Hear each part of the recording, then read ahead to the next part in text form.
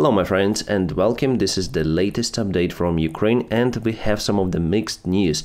The good scenario for Ukraine is happening on the south. Let's go to Oleshki across the Antonovsky Bridge. So here Ukraine expanded the bridgehead sideways. We may check it out with the latest update from the deep state military map, so you can see it was yesterday and it is today.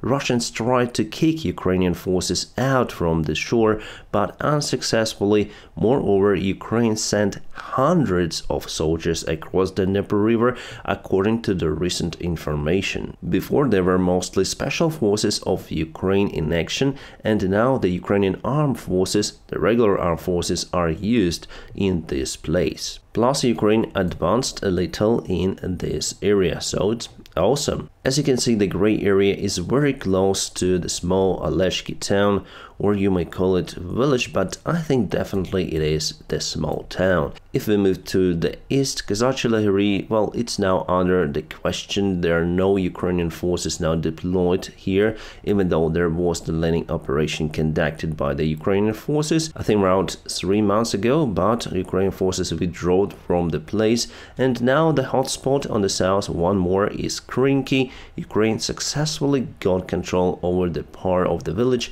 and now moves towards Korsunka. Some interesting images were published from the common British-Ukrainian drills that happened exactly across the Dnieper River in Krinky. The military drills happened in 2020, so 2 years before the war had started. Krinky is exactly the same place where Ukraine crosses the Dnieper River right now. On this picture we see how Ukraine might potentially send more reinforcements together with some of the vehicles across the Dnieper River.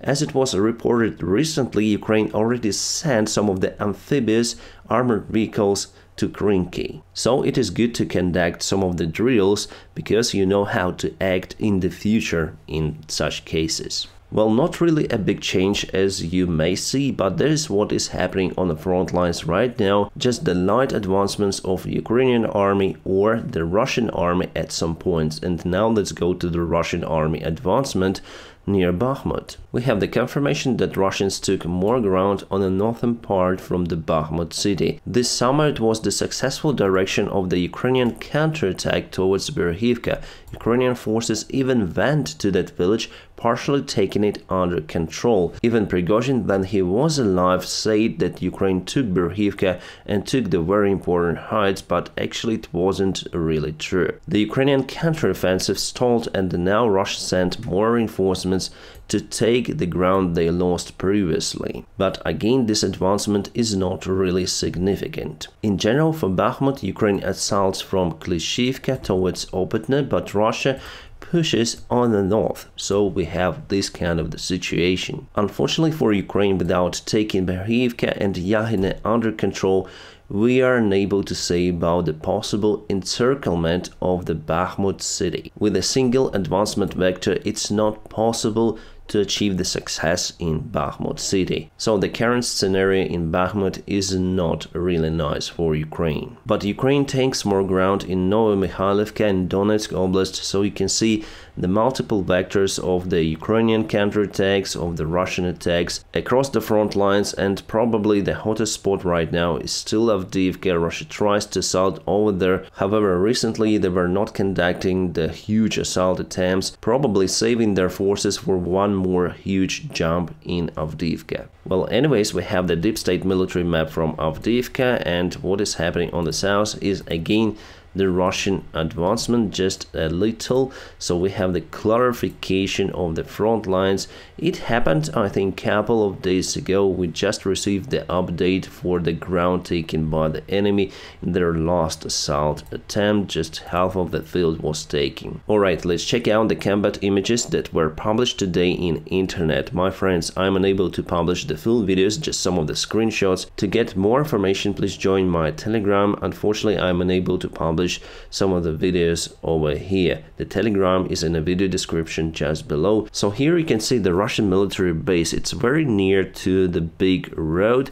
It's hard to say where exactly it happened, but it was the HIMARS strike on the Russian base. I believe that it is not the ATACMS missile, but the standard one, and with the strike the military base is just gone. Yeah, after all, I think it's an old video and just was released today. But today the Russian air defense system Tor was targeted by the Ukrainian FPV drone, probably. As you can see, it is just on an open field. It was really easy to spot for our guys, and later on it was targeted.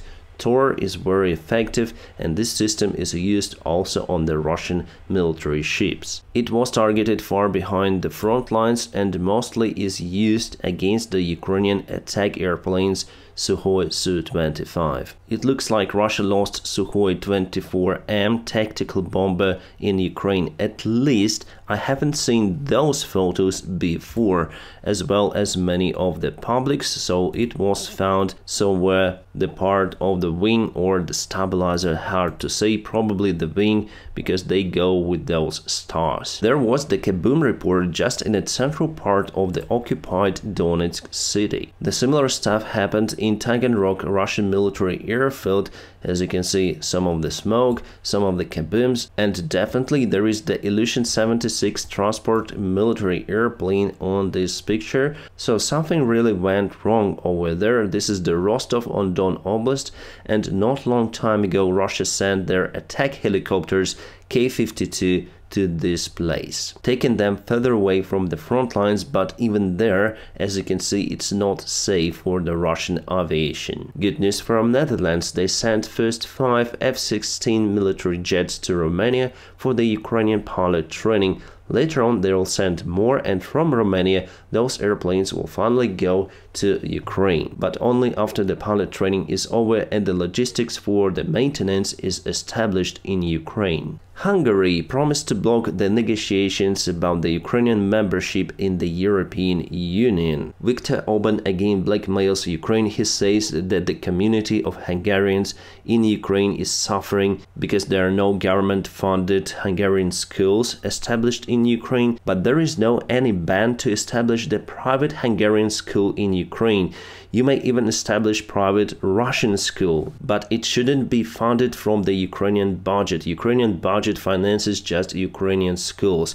And Viktor Orban might have opened the Hungarian school, for example, in Uzhhorod. There is no problem with that, but he wants a Ukrainian budget to finance that. That's it. Some of the experts say that the talks about the Ukrainian and Moldovan membership in the European Union may start in March 2024. But I think it might take years and years before the final decision is taken for the Ukrainian membership. As expected, Democrats blocked the Republican bid to Israel without Ukraine in this deal. Well, definitely it's getting harder to approve something in the United States Senate. Remember the attacks on the United States military bases in Syria and Iraq? Well, according to the latest information, at least 45 United States service members may have been injured in those attacks. They are called Iran-linked attacks in this article. Well, I would agree with that, because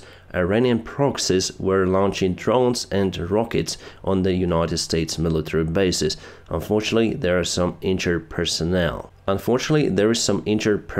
Reported. There was the large response from the United States by attacking the launch points of the drones or missiles. Plus, the United States Army deployed more air defense systems in their military bases on the Middle East. But without solving the main issue, this one, Iran, those attacks may continue. My friends, don't forget to press the like to this video, and also if you want to support my job, you may check out some of the links in the video description just below. Special thanks for my Patreon supporters and the sponsors of my YouTube channel. Guys, you are awesome. I wish you all a peaceful sky wherever you are, and have a great time.